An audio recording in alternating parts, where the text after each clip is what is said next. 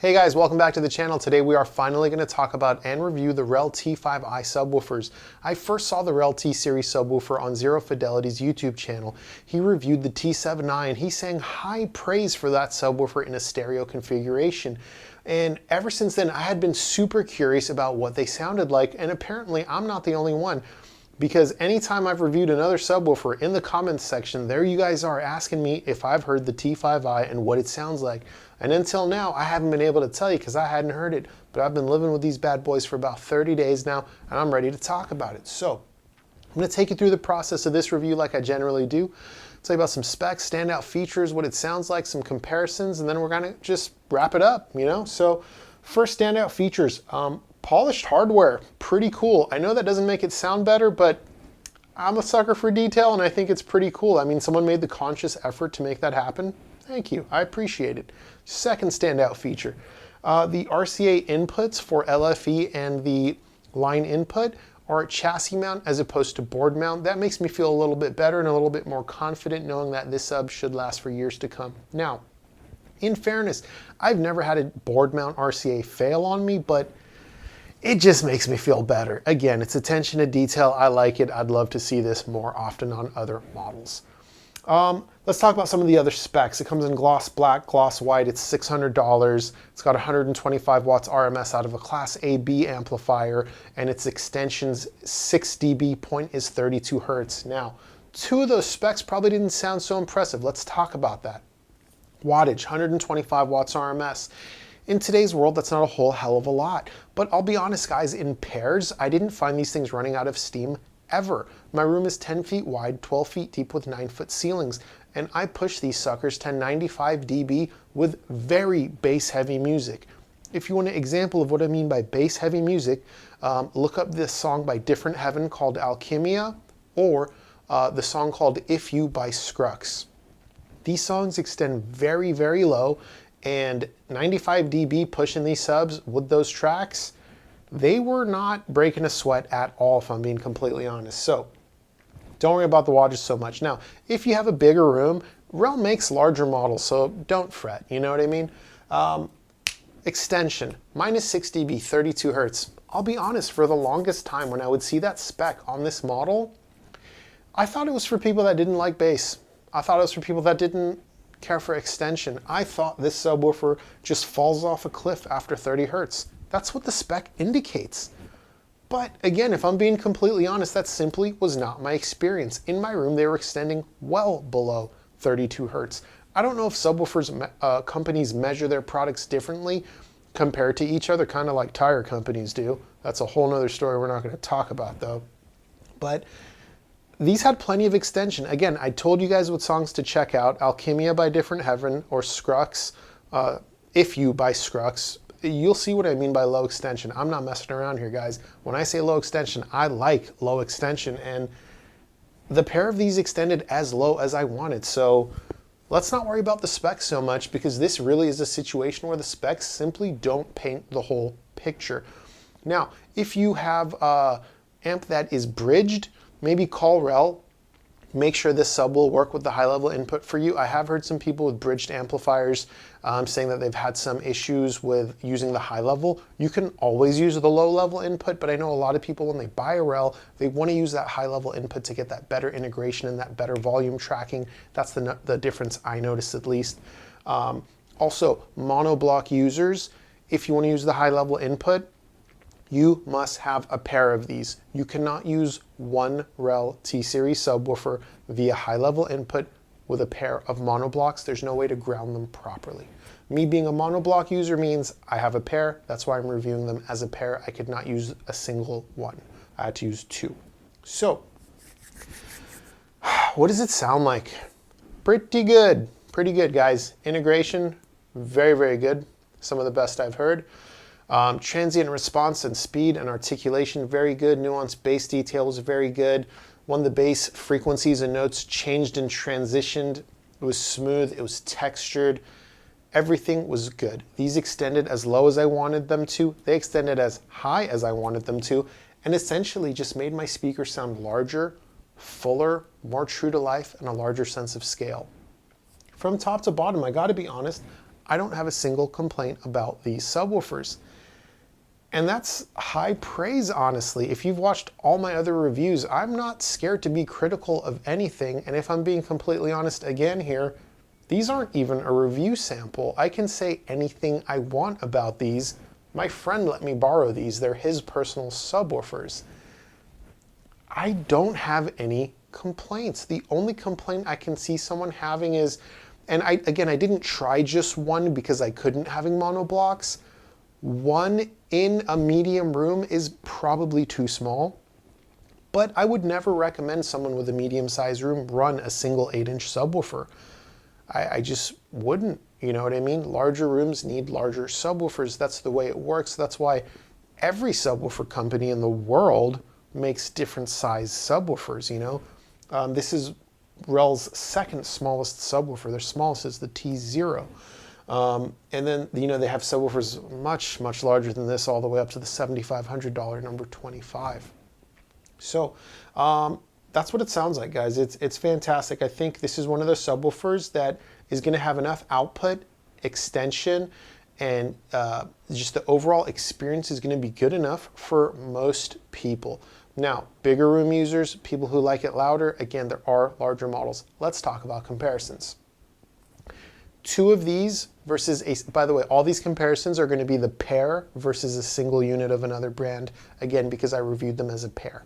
So a pair of these, $1,200. A single Rhythmic F12 SE, $1,100 in the piano gloss. So it's fairly similar in price. It's also fairly similar in surface area. Two 8-inch drivers is about 11 inches in surface area. The Rhythmic F12 is a 12-inch driver.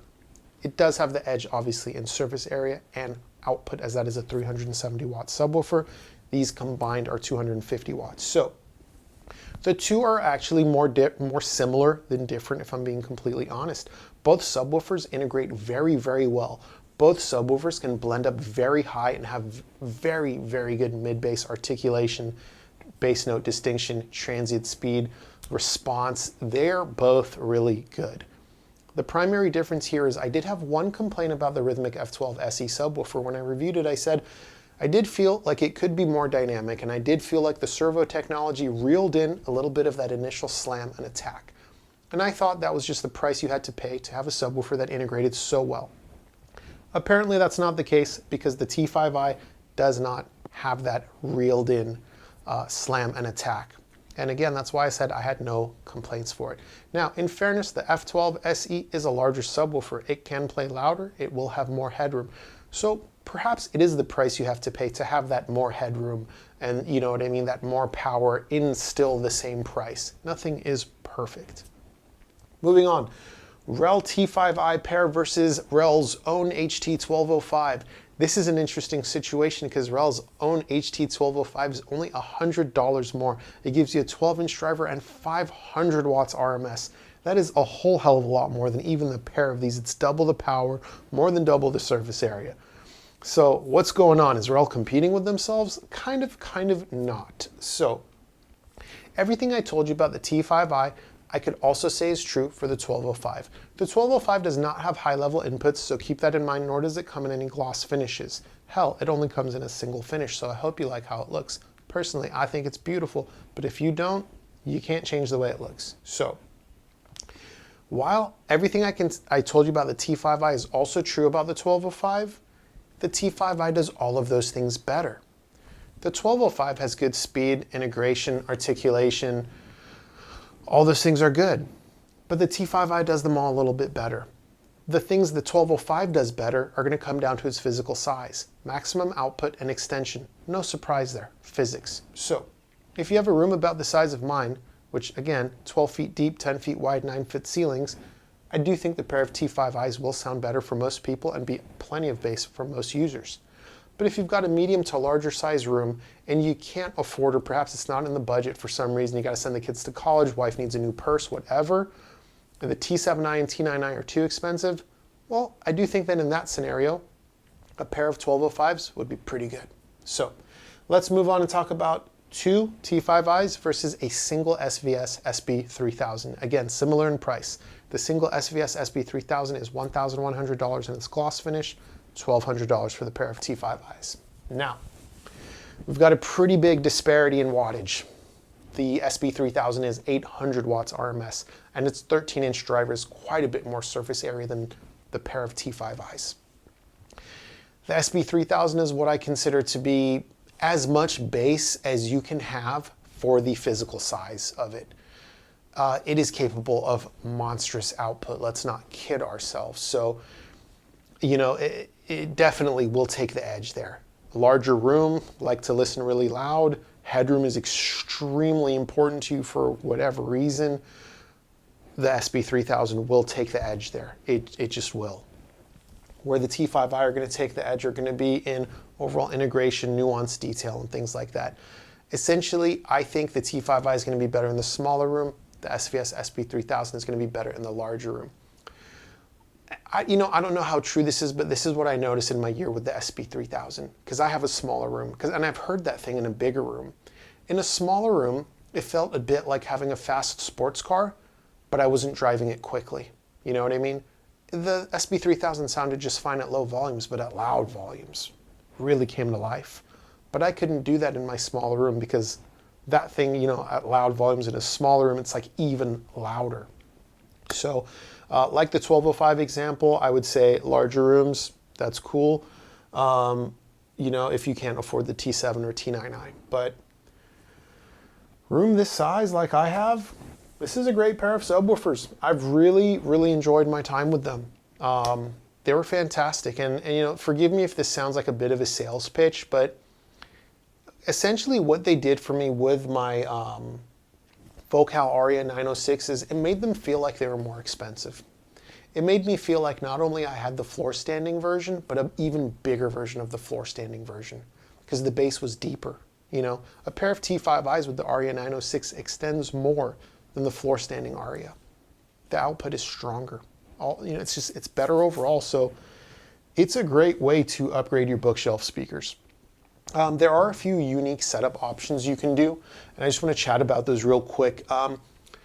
These are going to be more for home theater, but I think some of you guys have mixed systems. So if you have an AVR that is capable of disabling the LFE channel when in stereo mode, listen up.